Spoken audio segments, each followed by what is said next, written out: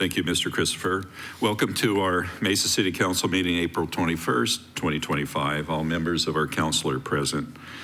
Tonight, we're going to begin with an invocation by Anthony Campson of the Spiritual Assembly of the Baha'i of Mesa, after which we'll follow by the Pledge of Allegiance.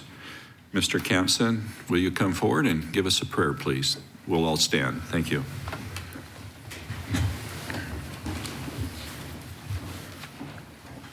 This is an invocation for local food systems development, highlighting its urgent importance for sustainability and health. Gracious Creator, source of all life, we gather in unity, aware of the urgency to cultivate and nurture local food systems. In a world facing environmental challenges and health crises, we seek your guidance and strength. Help us to rediscover the profound connection between land, food, and community. May we honor the earth by embracing sustainable farming practices that replenish the soil, conserve water, and protect biodiversity. Inspire our farmers, gardeners, and all who toil to grow wholesome food, infusing them with resilience and innovation. Guide our communities to support local food initiatives, farmers market, rooftop greenhouse gardens, and food cooperatives. Let us prioritize fresh, nutritious, and locally sourced food, enhancing our health and well-being while reducing our ecological footprint. We ask for wisdom for our leaders and policymakers. May they enact good and hope policies that promote sustainable agriculture, equitable access to healthy food, and the preservation of our natural resources. Foster collaboration among us, uniting diverse voices and efforts to create a robust and resilient local food system. In this endeavor, may we remember our interconnectedness, recognizing that the health of our planet, our communities, and ourselves is intertwined. Guide us with hope and determination as we work towards a more sustainable and just future. With gratitude and hope, we offer this invocation. Amen. Amen. Thank you, Mr. Campson. Join me in the Pledge of Allegiance. I pledge allegiance to the flag of the United States of America and to the republic for which it stands, one nation under God, indivisible, with liberty and justice for all.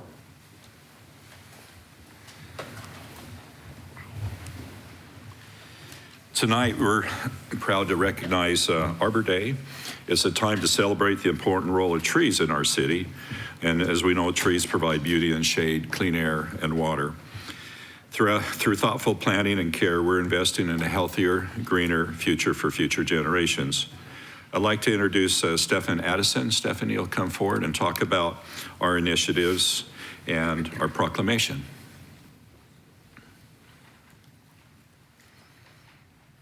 After which, we'll come down and take a photo with you and your team. Good evening, Mayor Freeman and council members. Today we celebrate Arbor Day and our 15th year as being recognized as a Tree City USA. Arbor Day reminds all of us the importance for planting and caring for our trees. And we are a city that is planting and caring for our trees. We've been busy this past planting season, and I wanted to highlight some key contributors that have helped Mesa greatly. So I'd like to introduce Ashley and Bill, two project organizers and educators with the Arizona Sustainability Alliance and their IRA-funded Tree Steward Program, Jake, the director of Southwest Urban Forestry with American Forests, and Roger from Tree Theory, who couldn't make it tonight. They represent a number of Mesa residents and volunteers that are working hard to increase our tree canopy cover. They've helped us plant more than 150 trees at Mesa parks and schools and households. We expect to see a 3 to 5% canopy cover increase in those areas from this collaborative investment. Ashley and Jake will say a few additional words about this wonderful program. Ashley. Good afternoon. The Mesa Tree Stewards are a dedicated group of volunteers who complete hands-on training courses focused on the installation, care, and maintenance of trees, as well as the fundamentals and advocacy efforts of urban forestry. Upon completion of the workshops and correlating tree plantings, tree stewards will contribute 10 hours of volunteer service annually by partnering with organizations in need of urban forestry support. Over the past two completed cohorts, we've had 32 tree steward graduates. Our cohort plantings target geographical locations of need by utilizing the Climate and Economic Justice Screening Tool. Cohort 1 completed a tree planting at Sherwood Park with a total of 94 trees planted and directly served over 3,400 residents that live in a 10-minute walking distance of the park.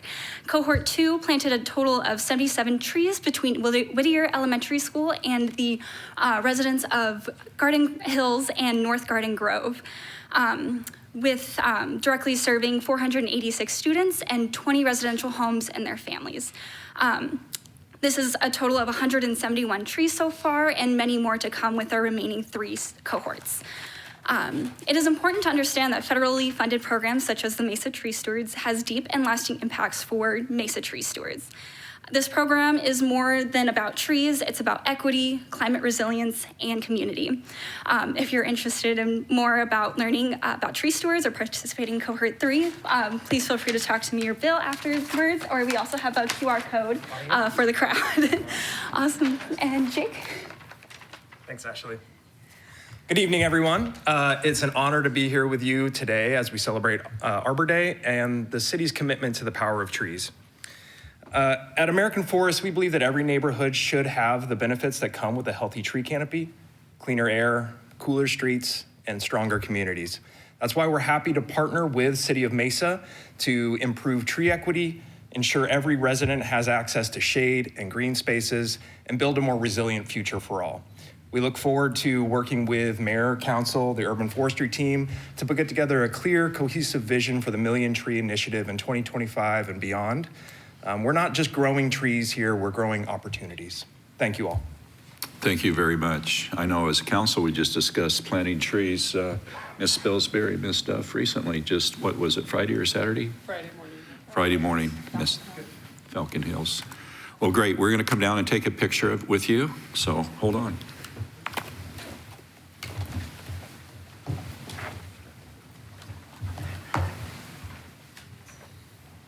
You guys all can take our class in September.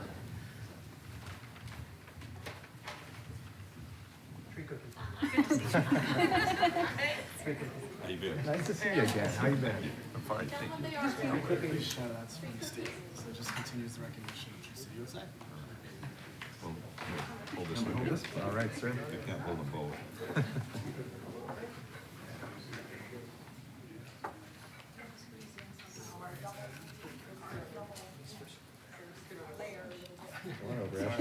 Just turn me. There we go. Oh, yeah.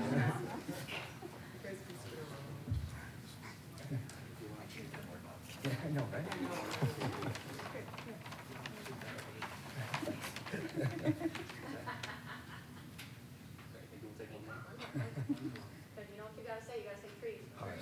Trees. Shade. Thank you guys for the opportunity. Amazing. Take care. Thank you. Thank you. Nice to see you. Thank We'll you see you so at much. the next. This goes to Stefan. Oh, there you go. Okay. Thanks a lot. Good to see you. Good to see you again. Yeah. Yeah. Thanks, sir. Yeah, that's what I was wondering about.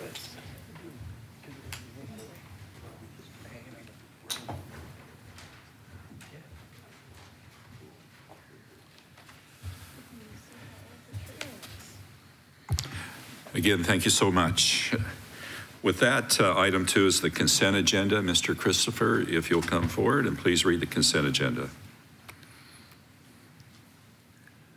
Good evening, Mayor and Council members. These are the items on the consent agenda. All items listed with an asterisk will be considered as a group by the City Council and will be enacted with one motion. There'll be no separate discussion unless a council member or a citizen requests, in which event the item will be removed from the consent agenda and considered as a separate item. Item 2, approval of minutes of previous meetings as written. Item 3A, act on liquor license application for Mesa Drummer Bar and Grill, 1211 North Country Club Drive. Item 3B, act on liquor license application for Tipsy Chicken, 1933 West Main Street. Item 3C, act on liquor license application for Bambata Cajun Seafood, 2711 South Alma School Road. Item 3D, act on liquor license application for Dozer's Grill, 7012 East Hampton. Item 4A, approving contract for Signal Butte Park Phase 2 project, construction manager at risk, guaranteed maximum price 1 of 2. This project is funded by the 2018 general obligation bonds through the Parks and Cultural Bond Program. Item 4B, approving 3-year term contract with 2-year renewal options for storm drain grates and manhole covers for the Transportation Department. Item 4C, approving 3-year term contract with 2-year renewal options for LED streetlight fixtures for the Transportation Department. Item 4D, approving dollar limit increase to the cooperative term contract for communications cabling systems for various departments as requested by the Department of Innovation and Technology. Item 4E, approving 3-year term contract with 2-year renewal options for weed management and landscape services at city water treatment plants for the Water Resources Department. Item 4F, approving contract to purchase 1 filtration media and installation services for the Southeast Water Reclamation Plant for the Water Resources Department. Item 4G, approving 2-month use of a cooperative contract for original manufacturer auto and light duty truck parts and repair services for the Fleet Services Department. Item 4H, approving dollar limit increase to the term contract for coated steel pipe for the Energy Resources Department. Item 4I, approving contract to purchase bore shields and wraps for the Energy Resources Department. Item 4J, approving and authorizing the mayor to enter into an employment contract with Scott Butler for the position of city manager effective as of June 1st, 2025. Item 5A, approving resolution to enter into an intergovernmental agreement with DPS to assign 1 Mesa Police Department detective to the Arizona Vehicle Theft Task Force and receive up to 75% in reimbursement. Items 5B through 5I are resolutions authorizing submittals of grant applications by the following agencies to the Fort McDowell Yavapai Nation and the accepting subsequent awarded funds as pass-through grants. 5B is from A New Leaf. 5C is from Arizona Cancer Foundation for Children. 5D is from Boys and Girls Clubs of the Valley. 5E is from Child Crisis Arizona. 5F is from Jean Lewis Boxing Club and Youth Center. 5G is from Maggie's Place. 5H is from Native American Fatherhood and Families Association. 5I is from Toothbuds. Item 6A, introduction of ordinance amending sections 10-4-4 and 10-4-5 of the Mesa City Code to modify the limits of the existing posted speed limit of 40 miles per hour on Val Vista Drive between Pomegranate Street and Quentin Drive, and establish a speed limit of 35 miles per hour on Val Vista Drive between Quentin Drive and the North City limits, as recommended by the Transportation Advisory Board. Item 7A, approving ordinance for zoning case 24-756 for property south of the southeast corner of McKellips Road and Val Vista Drive, rezoned with bonus intensity zone overlay for development of 1 single residence. Item 7B, approving ordinance adding section 1-12-10 to the Mesa City Code, Title 1, Chapter 12, authorizing the Mesa Municipal Court to assess certain court monitoring fees in the schedule of fees and charges. Item 7C, approving ordinance amending section 1-20-4 of the Mesa City Code, Title 1, Chapter 20, to provide the city manager authority to extinguish, abandon, and grant certain easements and to dedicate rights of way and easements to the public from city-owned land, and amending Title 9, Chapter 10 regarding the extinguishment of easements. And item 8A, approving subdivision plat for map of dedication for PHX 065. This is for property located at the northwest corner of Pecos Road and South 106th Place. Mayor and council members, these are the items on the consent agenda. Thank you, Mr. Christopher. Ms. Mosley, are there any blue cards? No request, Mayor. Thank you. All right, thank you. We have a motion by Vice Mayor Summers, a second by Mr. Heredia. Please make your vote. All right, passes unanimously. Thank you. Next is item 9, which is from citizens present. And I just wanted to read something for all of us here. You know, we're glad to hear from you as your comments from each of you. And I want to ensure that every voice is welcomed and respected. And we ask that you refrain from reacting, whether in agreement or disagreement, while others are speaking. This helps create a space where all Mesa residents feel comfortable in participating in our event. Again, we allow 3 speakers up to 3 minutes to speak. Since the topic raised are not part of our official agenda, state law generally prohibits council from responding during the meetings. However, please know that council members or staff often follow up with speakers after the meeting to gather more information or explore the issue further. So with that, I'd like to move over to, we have 3 blue cards tonight. And first we'll hear from Rebecca. Is that Jemp? Okay, please come on up, Rebecca. Good to hear from you, after which Eric McDonald is on deck. Good evening. I'm Rebecca Temp, like temporary. I live in District 2, and I work in District 2 also. I moved to Mesa 21 years ago when I began attending school at A.T. Still University, where I was trained to be a dentist. And it occurs to me, working in a male-dominated field, how lucky I am to live at a time when I live, where many have come before me and fought for me to have the opportunity to have the career that I have chosen. And it leaves me standing in a place wondering who around me I could actually fight for and who I could help have the same opportunities that I have. And I have become acquainted and educated about the transgender community as of late. I have a friend who was assigned female at birth because of what they look like underneath their diaper. Many years later, they had genetic testing done, and they come to find out that they actually have XY chromosomes. And for those of you that don't know, XY chromosome is typically associated with male. I have another friend who, same thing, assigned female at birth because the way they appeared, and then had genetic testing done later in life and found out that they have a mutation in their androgen receptor gene. And I have a basic understanding of this. This is not my field, but I do have a basic understanding. And essentially, an embryo, when it's created, is female by default. And it is not until that embryo encounters certain chemicals or hormones that that embryo will start to develop male characteristics. So in this friend of mine, there was a mutation in the androgen receptor gene. That means when that body came in contact with androgen, it could not receive the androgen, and therefore the cascade of events to create a male body was not triggered. So I would ask you, these 2 individuals, what gender are they? Are they the gender that they were assigned at birth because of their physical appearance? Or are they the gender that their chromosomes show that they are? And I would argue that it is up to them to decide and to choose. I am also aware that biology and embryo development is a very complicated thing. And honestly, I feel like it's a miracle every time there is a baby born that is healthy. I don't believe that God makes mistakes, but I do believe that biology doesn't always follow a blueprint. And I might venture to assume that all of us have some personal interaction with a case where biology did not follow the blueprint. I'm talking about Down syndrome, or a lazy eye, or a baby that's born without hearing or without a finger.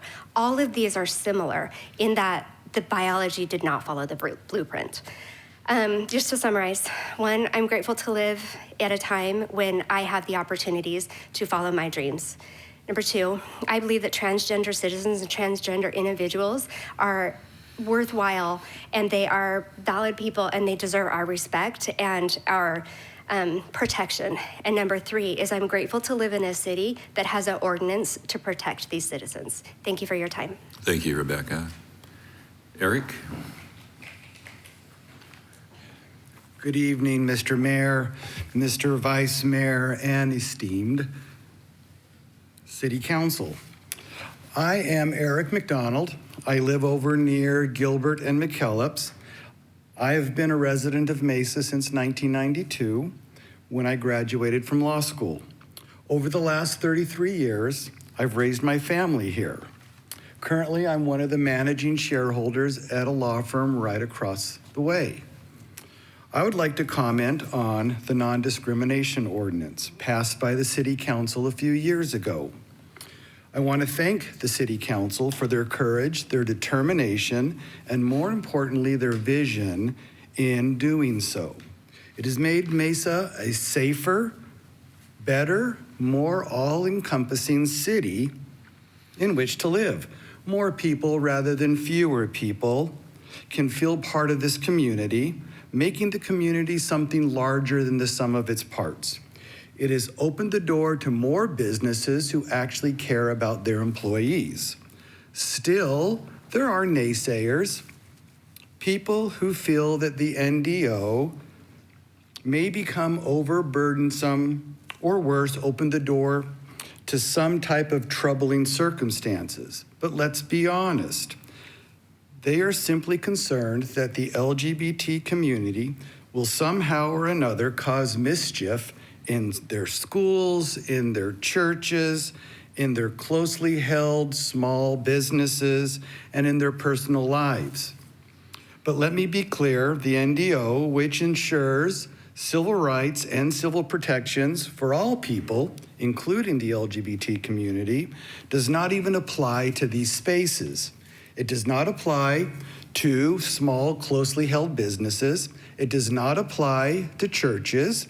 It does not apply to schools. It does not apply to private homes.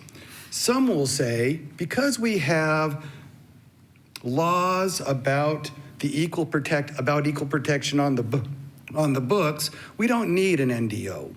It is true that the federal constitution and the state constitution are supposed to prevent discrimination, and it is true that a gay man who is discriminated against has the ability to file a lawsuit. But even if he wins, these actions are expensive and slow, and the reality is justice delayed is equal to justice denied. That's why we need a more local enforcement mechanism. The NDO does not prevent businesses from making decisions for a variety of reasons. It encourages them against making decisions for the wrong reasons. The NDO, in Mesa, if a business happens to engage in bad behavior, we don't have to file a civil rights action in federal court. It just allows the city to make contact with that business, to rectify and encourage them to learn how to have better behavior. Most of the time, a serious discussion is all that is needed to be a good actor. So again, as a fellow manager of a business here in Mesa, I want to thank the City Council for making policy that encourages good behavior towards our fellow businesses, employees, and patrons and residents. Thanks. Thank you, Mr. McDonald. With that, our next speaker is Alex Vrancic. Alex, you want to come forward, please? Thank you. Thank you, Mayor, Council members. Alex Vrancic, Los Angeles District 5. I trust everybody had a good Easter Sunday. He is risen, so thank you for the opportunity here. Everybody just relax. I'm not going to say anything on the NDO. So this actually is a compliment from those of us that have been here for the last several meetings to you, the mayor, on how the meetings have been conducted. We understand that there's a limit of 3 people at the end for 3 minutes at a time. In the last couple of meetings, you've been very gracious and you've allowed everybody that signed up to speak. We'd like to ask City Council to consider increasing the 3 to possibly 6 or more, so that in the event that there are more people that would like to speak, that they don't feel like they have to race against each other to try to get in line so that they're not heard. Somebody that wants to speak, everybody should be heard. For somebody that doesn't get to be heard, that could leave a bad taste in their mouth and maybe some frustration, if they've made their time to come to the meeting. So that is my request, that the City Council consider increasing from 3 to 6 or 9 or whatever the next number be. Thank you. All right, thank you, Alex. And for the record, we do have other blue cards and that they wish not to speak, and I think we had quite a few of them. Thank you for your participation in our City Council meeting. With that, I'll entertain a motion to adjourn. So moved. Thank you, Vice Mayor. Thank you, Mr. Heredia. All in favor say aye. Aye. Motion passes. Thank you. We're adjourned.